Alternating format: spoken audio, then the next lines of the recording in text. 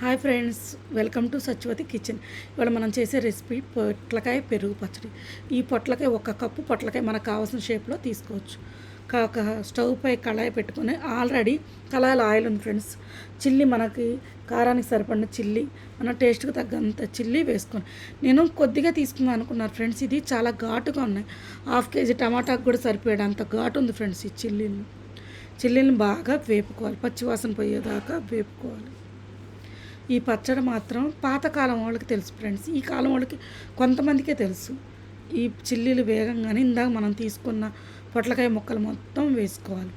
ఇందులో మన రుచికి సరిపడినంత చింతపండు తీసుకొని చింతపండు వేసుకోవాలి. జీలకర్ర వేసుకోవాలి, సరిపడినంత జీలకర్ర, కొద్దిగా జీలకర్ర తీసుకొని వేసుకుందాం. దీంట్లోని సాల్ట్ కూడా మనం ముక్క మెత్తపడటానికి సాల్ట్, టేస్ట్కి ముక్క మెత్తపడటానికి కంపల్సరీ సాల్ట్, సరిపడినంత సాల్ట్ వేసుకొని బాగా ముక్కల్ని కలుపుకోవాలి. ఇవి పైకి కిందకి బాగా కలుపుకోవాలి. ఈ కాలం వాళ్ళకి పొట్లకాయ అంటే చాలా ఇష్టపడే వాళ్ళు తక్కువ మంది ఉన్నారు. అందరినీ అని కాదు ఫ్రెండ్స్, చాలామంది, కొంతమంది తినరు కదండి. తినరు వాళ్ళు నా పద్ధతిలో ఈ ప్రాసెస్లో కనుక చేస్తే ఇది పొట్లకాయ పచ్చడేనా అనే డౌట్ వస్తుంది ఫ్రెండ్. అంత బాగుంటుంది. స్మెల్, ఫ్లేవర్ అంతా చేంజ్ అవుతుంది అన్నమాట. చాలా బాగుంటుంది అన్నమాట. ఇలా ముక్కలన్నిటిని బాగా కలుపుకుని దీంట్లో కొంచెం ఆయిల్ తగ్గింది ఫ్రెండ్స్.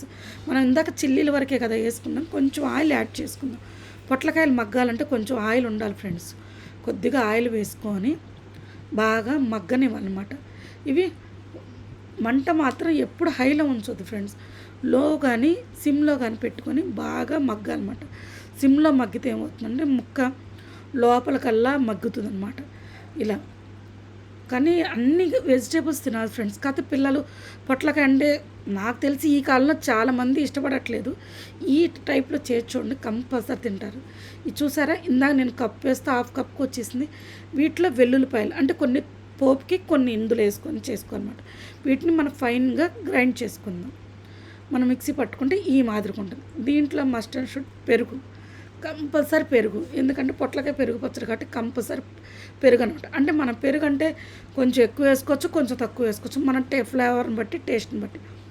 ఇలా మనం పెరుగు కలుపుకొని తాలింపు వేసుకోవచ్చు. లేదు అంటే మనం విడిగా పొట్లకాయ పొట్లకాయ పచ్చడి కూడా చేసుకోవచ్చు అనమాట. ఇది మొత్తం బాగా కలుపుకోవాలన్నమాట. కలుపుకొని పక్కన పెట్టుకొని స్టవ్ పై కళాయి పెట్టుకొని మన పోపుకి మనం ఇందాక వేపుకున్న కళాయి పెట్టుకోవచ్చు. వేరే కళాయి అవసరం లేదు ఫ్రెండ్స్. ఈ కళాయిలో మనకు సరిపడినంత ఆయిల్ వేసేసుకుందాం.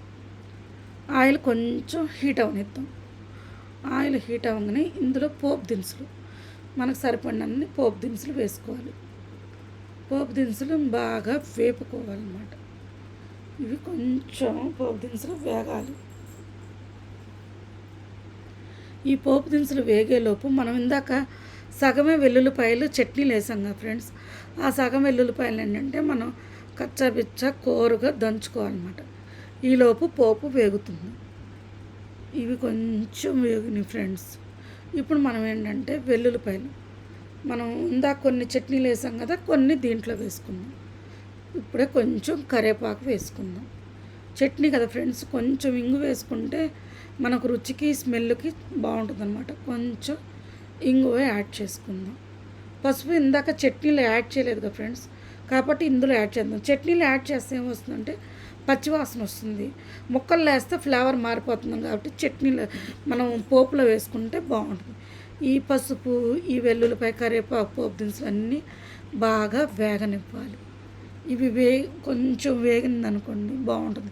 ఈ కళాయి పక్కన పెట్టుకొని ఇందాక మనం కలిపి పెట్టుకున్న మిశ్రమం ఉంది కదా, పొట్లకాయ పెరుగు అన్నీ దాంట్లో మనం ఈ వేపేసుకుని జాగ్రత్తగా వంపుకోవాలి ఫ్రెండ్స్. దీన్ని పక్కకు పెట్టేసుకొని బాగా చట్నీ కలపాలి. చూసారా కలర్ కానీ చూడండి ఎంత బాగుందో. టేస్ట్ మాత్రం ఇంకా బాగుంది ఫ్రెండ్స్. నా వీడియో కనుక మీకు నచ్చినట్లయితే లైక్ అండ్ షేర్, సబ్స్క్రైబ్ చేయండి ప్లీజ్ ఫ్రెండ్స్. Thank you.